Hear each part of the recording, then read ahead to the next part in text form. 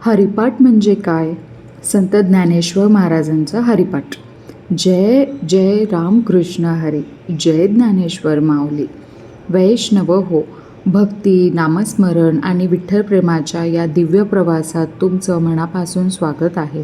मी आहे डॉक्टर ऐश्वर्या आणि आजपासून आपण सुरू करणार आहोत संत ज्ञानेश्वर महाराजांच्या पवित्र हरिपाठाचा अत्यंत सुंदर आणि आध्यात्मिक प्रवास.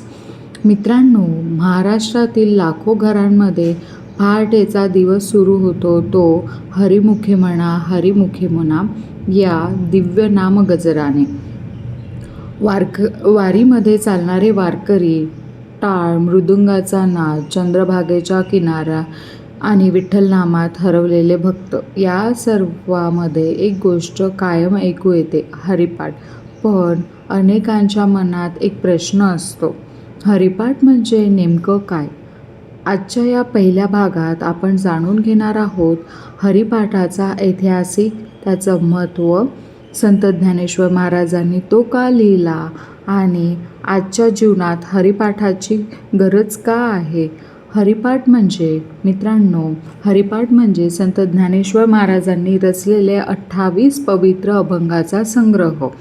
या अभंगामध्ये ज्ञानेश्वर महाराजांनी हरिनामाचं महत्त्व, भक्तीचं सामर्थ्य, संतसंगाचं महत्त्व, आत्मज्ञान आणि मोक्षाचा मार्ग अत्यंत सोप्या भाषेत सांगितला आहे. हरी म्हणजे भगवान विष्णू, विठ्ठल, परमेश्वर आणि पाठ म्हणजे रोज म्हणायचा पवित्र पठण. म्हणजेच हरिपाठ म्हणजे हरिनामाचा मार्ग. हा फक्त अभंगाचा संग्रह नाही, तर तो भक्तांच्या मनाला विठ्ठलाशी जोडणारा आध्यात्मिक पूल आहे. संत ज्ञानेश्वर महाराजांनी हरिपाठ का लिहिला? वैष्णव हो, त्या काळात सामान्य लोकांना वेद, उपनिषद, गीता समजणं खूप कठीण होतं. धर्माचं ज्ञान काही मोजक्याच लोकांपुरतं मर्यादित झालं होतं. सामान्य शेतकरी, गरीब, स्त्रिया आणि वारकरी यांच्यापर्यंत अध्यात्म पोहोचतच नव्हतं.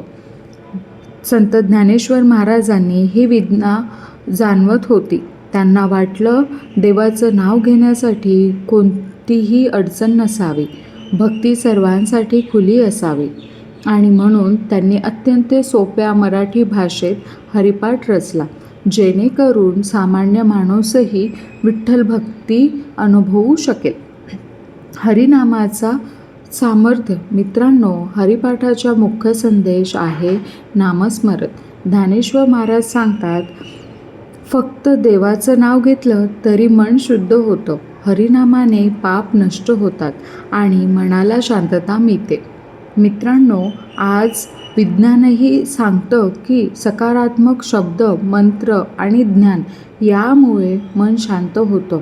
आणि संतांनी हे जे शेकडो वर्षांपूर्वीचे सांगितलेले होते, जेव्हा भक्त प्रेमाने रामकृष्ण हरी म्हणतो, तेव्हा त्यांचं मन हळूहळू शांत होऊ लागतं. भीती कमी होते, अहंकार कमी होतो आणि अंतर्मनात भक्ती जागृत होते. वारकरी संप्रदाय आणि हरिपाठ. महाराष्ट्राच्या वारकरी परंपरेमध्ये हरिपाठाला खूप मोठं स्थान आहे. वारीमध्ये हजारो वारकरी चालत हरिपाठ म्हणतात. टाळांचा नाद, मृदुंगाच्या तालात आणि विठ्ठलनामाच्या आनंदात संपूर्ण वातावरण भरलेलं असते.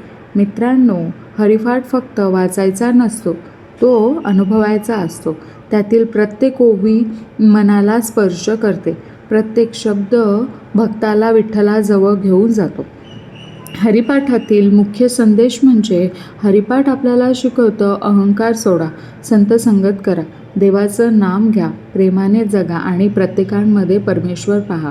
ज्ञानेश्वर महाराज सांगतात, मोठमोठे यज्ञ करण्यापेक्षा प्रेमाने हरिनाम घ्या, हीच हरिपाठाची खरी शक्ती आहे.